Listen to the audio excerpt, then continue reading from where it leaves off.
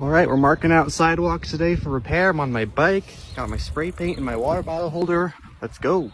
We got some tree lifting of the sidewalk here. Now,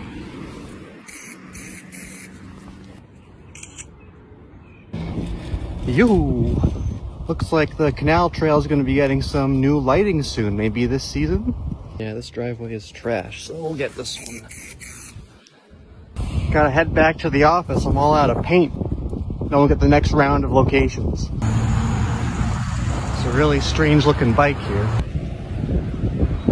Really don't like riding on Whitney Ave. That's why we're trying to put protected bike lanes on it.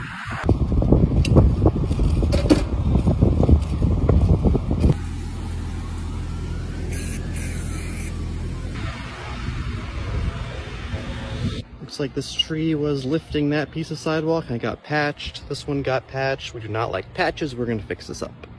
Just talked to the resident here and she absolutely loved that I was getting around by bike to do the sidewalk work. Ooh, this one is not good. It's also asphalt sidewalk and that always gets replaced to concrete.